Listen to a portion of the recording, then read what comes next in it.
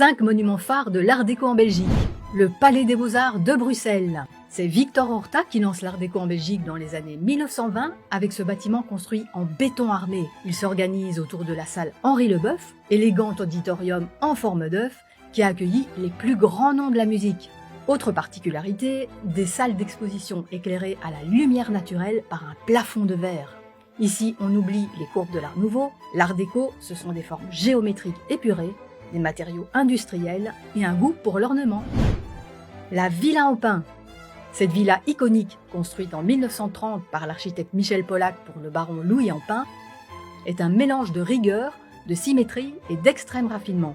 Façade en granit poli, cornières et encadrement de fenêtres en laiton doré à la feuille d'or, marbre, bois précieux, ferronnerie et vitraux à l'intérieur, sans oublier sa piscine avec pergola, qui était l'une des plus modernes de l'époque. Ici, tout n'est que luxe, calme et volupté. La maison et les jardins Van Buren. Construite en 1928 pour les mécènes Alice et David Van Buren, cette villa, conçue comme une œuvre d'art totale, abrite une collection exceptionnelle d'objets d'art. C'est le seul intérieur art déco conservé dans son état d'origine en Belgique. Le site est aussi reconnu pour ses jardins art déco classés qui s'étendent sur plus d'1 hectare et dont le point d'orgue est ce labyrinthe où l'on prend plaisir à se perdre. La basilique de Kuckelberg. C'est le plus grand bâtiment art déco jamais construit. Il aura mis 65 ans à sortir de terre.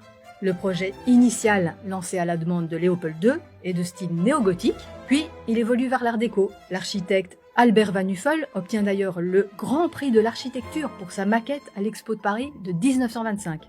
Sous l'église en béton armé, on trouve même des salles de réunion, un théâtre et un logement de concierge.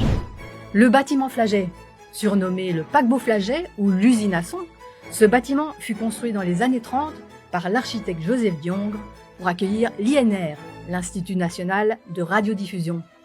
Il devait répondre aux contraintes acoustiques de la radio avec des studios à la pointe et il devait innover architecturalement. Son allure de paquebot futuriste rappelle la fascination de l'époque pour les machines. La Belgique est un vrai catalogue de l'art déco. Vous en croisez des témoins chaque jour en vous baladant.